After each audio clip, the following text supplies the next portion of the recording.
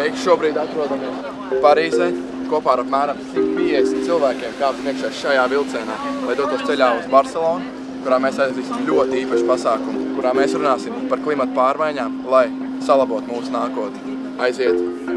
I am seeing so many activists from across the world, and that makes me excited because then we are not alone in the fight.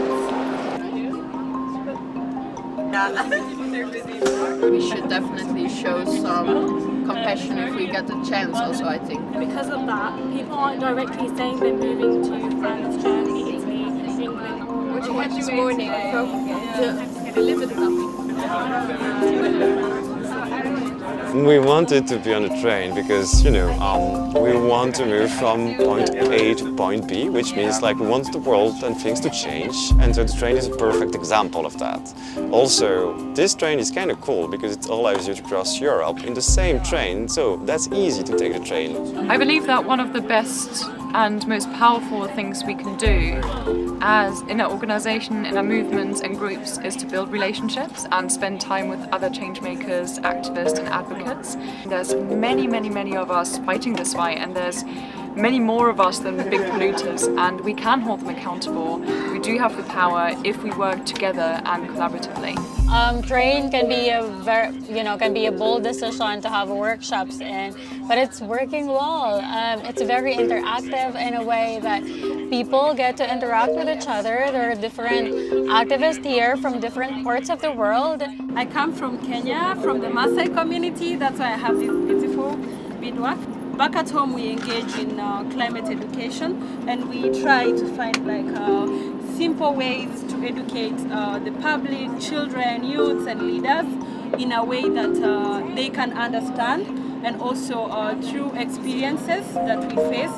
I come from the south of Italy, from Massafra, and yes, there is a big polluter there that's called Ilva, a seller of metal. Imagine situation, you read the news that some big company are going to build a plant in your city.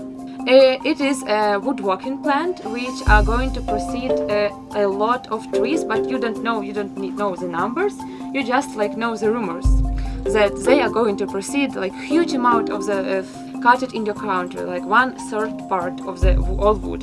You heard that these pollutants will emit formaldehyde. It is a cancerogen. And what will you do?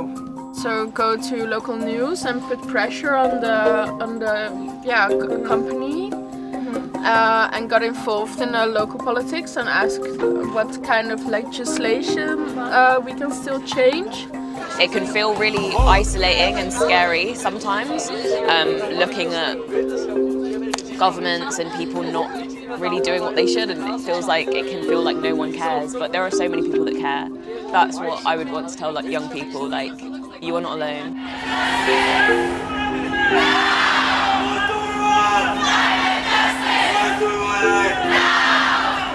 But you've made the choice, and this is so important because we don't choose the time we live in, but we have the power to choose how we respond to the era in which we live.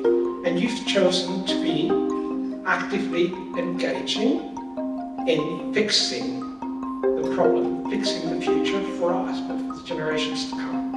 So you need to be extremely proud of what you're doing here. Hey ho, take me by the hand, strong in solidarity we stand.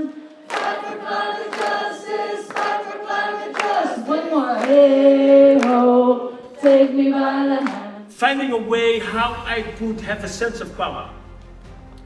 And my weapon of choice was storytelling.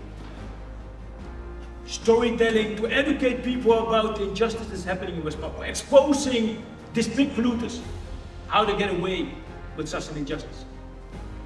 And looking at the history, I want all of you to remember that the ending of slavery, the ending of apartheid, and many other revolutions never came from the center of the power, from those in power, but from marginalized communities, individuals who find the courage to come together